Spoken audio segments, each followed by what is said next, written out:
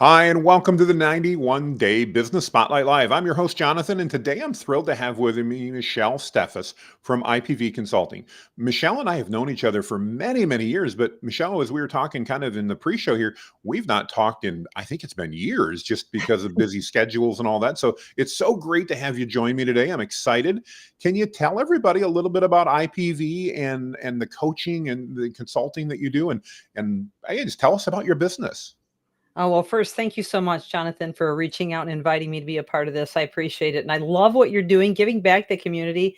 You've always been that way. I just remember you being that way from the very beginning. So congratulations on all of what you're doing as well. Well, So, thank you. yeah, you're welcome. IPV has been around now over a decade, actually. We're going into our 12th year and started this whole thing with integrity, people, and vision being at the center, which is the reason for the IPV. Those are the three most important components in any business endeavor. And that's exactly what we base everything we do on. So IPV is a conglomerate of people that I work with, but primarily in the field of corporate training and speaking. I have moderators that come on for the virtual corporate training piece. There's a lot of interaction that goes on. I work with a lot of great groups of leaders, primarily in terms of the corporate training piece. We've got so many different programs based in emotional intelligence and neuropsychology, working on things from emotional intelligence, such as the IT factor, Mhm. high performance, velvet covered steel, which is basically creating some semblance of resilience, not only internally, but externally. Because when we're talking about emotional intelligence and resiliency, it's 50% of what's in you and 50% what goes on around you. And they both play a role in not only determining how you function and succeed as a person, but even as a leader and as a culture.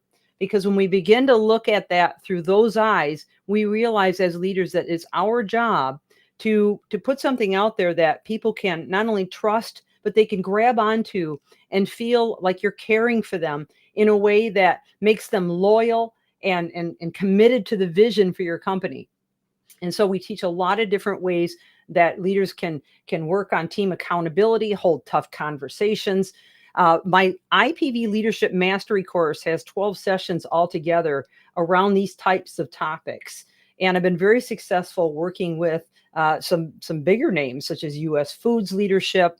I've done some work with Consumers Energy, and I could name others. But the point of the matter is that when you go to work with your teams, I would encourage you to think about a people first mentality and heart centered leadership and what it takes to get there. Now, having said all that about my corporate training, speaking, I have many topics that are kind of around that same field. So we can talk about resiliency. I do keynote addresses. My most popular one over the COVID time was resilience in times of change. Imagine that. Mm. Imagine that. Because we've been through a world of change, haven't we, Jonathan? We sure have. It's been tumultuous for a lot of people.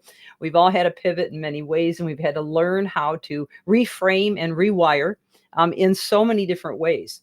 Neuroplasticity is the foundation also behind bringing about the change and helping people to understand how they can literally rewire from the inside out. And so I speak a lot about the brain and the heart. And if you'll indulge me a moment, I'm going to share a little bit Sure. on that. All right, Oh, please awesome. do. So you have 100 billion neurons in your brain you have since you were born. And since that day to now, you have constantly been surrounded by influences. So everything from friends, education, turmoil that you may have been through, all of the belief systems and value systems that you've adopted along the way, even career and skills and the things, everything from tying your shoe to learning how to, be a rocket scientist or whatever it is that you excel in. And with all of those, you've created neural pathways that turn into neural networks. So you have a network for driving, you have a network for, your daily routine, you have a network for your leadership skills. And all of these networks then become how you see the world around you. So when you understand it from that perception, what that does for you is gives you the ability to understand, hey, I can actually wire myself towards my vision, towards my goals. Because the cool thing is there's something that's called neural pruning, and your brain is constantly doing it. So basically, you have lots of neurons or pathways on the neuron. And if you choose to let go of things and replace them with other thoughts or better thoughts, those old pathways will literally fall off. and you can rewire and start to grow new neural networks. And this is happening all through life. So when I work with leaders and I work and from the stage speaking to people, I share insights like this and then attach it to applicable principles that they can walk away and start to form a new map or a new roadway out of the jungle of their life by changing the habits of their day. So Well, I love that. so if you're constantly, say, getting up at the last minute, hitting the snooze button too long, and you're in a stress bath all morning, and you're all frazzled by the time you get to work, how well are you going to be able to function and be productive? Whereas if you decide, okay, look, I'm going to bump up my bedtime by my awake time by maybe 15 minutes, and I'm going to get up and I'm going to center myself. I'm going to read, I'm going to exercise, whatever it is that you want to do to make sure that you're ready to focus and move through that morning with a sense of control rather than out of control. And that's just one example of many, many habits that we talk about, because for leaders, it's what you do from the second you wake up in the morning till you close your eyes at night that are going to make or break you. But that's even true of the individual. The mind habits you have and the daily habits you have are forming your future. If you change your habits, you change your future. Now, I also want to mention that as an individual, I'm also an executive coach. I'm a performance coach. So I have very put together programs that have a lot of tools that are comprehensive that you can utilize to reform your whole vision and align 5 goals to that vision that will transform the person you are at the other end. And it's through the daily change of routine development. And that is something that not a lot of people think about or talk about. In fact, Atomic Habits is one of the books that I recommend if that's something you want to learn a little bit more about. But also, and I know we're short for time, I want to mention the books that I've written on the topic, and that is Reframe and Rewire. Imagine that, right? Greatness Great book. Daily Routine. And then I've also written for ages 7 to 14, The Machine Inside Me, How to Change Your Brain and discover the power within you. And this one, I had some help with an illustrator that I highly recommend. It's Rob Rice with Rob Rice Illustrations. And he did an absolutely phenomenal job of creating these little characters in the book. In fact, we've even labeled the neurochemicals by cute names that the kids could understand. And I love it. So instead of cortisol, we have cort. Instead of dopamine, we have dopey. And they get to learn not only how those neurochemicals that are released at the neural connection level, how those affect you in the way you feel, the way you think, and your ability to perform. So there's a lot to this, and I know I kind of covered an awful lot in a short amount of time. But what I want the audience to understand the most is that you're never stuck. That no matter where you are or how you feel, or if you feel like you're in a situation that you've just got to do something different and you don't know where to begin, it all starts from the inside out. And so starting to identify where the sticking points are, and starting to identify what changes need to occur, and then how to align those habits and create new goals to achieve those habits is how you're going to get there. And it's not the big things that you do every day, but the littlest things that are going to make the biggest difference long term. I hope that all made sense. It makes tons of sense. And there's so many thoughts that are coming to mind, Michelle, and hearing what you've got to say. First of all, amazing information. It reminds me so much of just a common saying that I think as leaders, we sometimes forget, and that it's not what happens to you, it's about what you make of what happens to you. But you're doing such a deeper dive into that and really talking about how to develop the skills and the training to get through that. And I think sometimes as leaders, we go, I should have that. I shouldn't need any training. But in reality, the best sports figures we know, the best of everybody we know, they have coaches. Even the pros that we watch on Sunday, they've all got coaches they're working with. And as leaders, we need coaches as well, because we can learn those tactics that you're talking about to improve not only our lives, but the leadership that we can provide, and then the lives of those around us. So yeah, I could unpack this for a long time. Great stuff. We've got a couple minutes left. Talk to me a little bit to the audience. Who is a great customer for you? In other words, in just a minute, I'm going to ask you to share how to get in touch with you and all that. But who should be thinking, wow, Michelle, we should have a conversation? Who would you like to talk to? Where can you add the most value? Well, I think because of the topic, and I appreciate you asking. Thank you, Jonathan. The topics that we offer with the resiliency and emotional intelligence, so forth, cover a broad number of genre.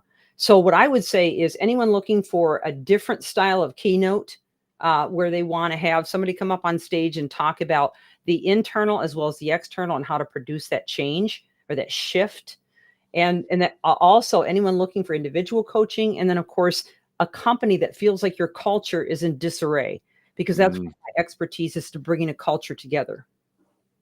I love that. I love that. So if anybody that fits any of that's listening and they go, wow, we really need to have it. What's it look like when somebody begins an engagement with you? I mean, some of us maybe haven't dealt with a coach before.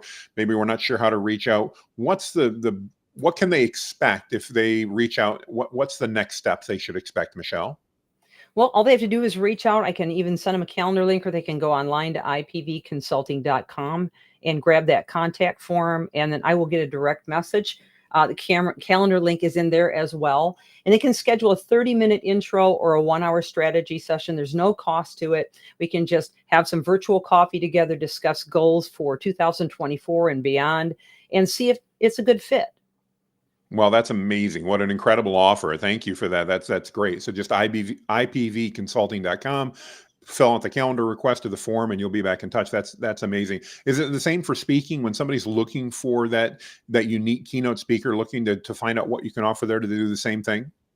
Yes, I get a flood of requests for speakers, in that contact form. So feel free to go again to that website and you can fill out the contact form, and I'll be in touch with you to address your needs. And everything is always customized. I never do anything cookie cutter, be it coaching, corporate training, speaking. It's always customized.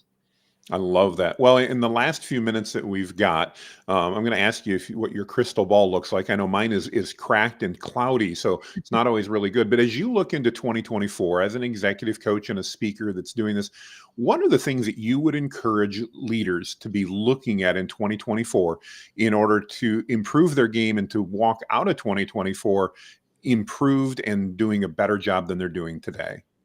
Well, I'm really glad you asked that question, because coming off of the whole COVID, the last 3 years, and all the trials that people have faced, I would say the number one concern for yourself and your team is mental health. And some Mm. people don't like to use that term. So you can look at it as greater resiliency or a stronger state of mind. However, you want to look at it, that should be your number one priority. Because when you have strong people, you've got a strong culture. And if when you're a strong leader, it will reflect back to you. Great advice. Great advice. Well, Michelle, I want to thank you so much for joining us. And it's been great to connect. We're going to definitely have to do one of those virtual coffees. It's been years since we sat down and went over that. And I thank you for your time. I also want to thank everybody that's joining us on the live stream. Thank you for joining us. And I want to encourage you. I've known Michelle for many, many years, even though we don't talk a lot. Michelle's got a great reputation. She's a great woman of character. If you have a need for leadership development, for leadership consulting, or you just want to talk to somebody to find out if it's good for you and your organization, I encourage you, reach out and talk to Michelle. Have that conversation. It doesn't hurt. So thanks, everybody. Thank you. Make it a great day, and we'll see you soon.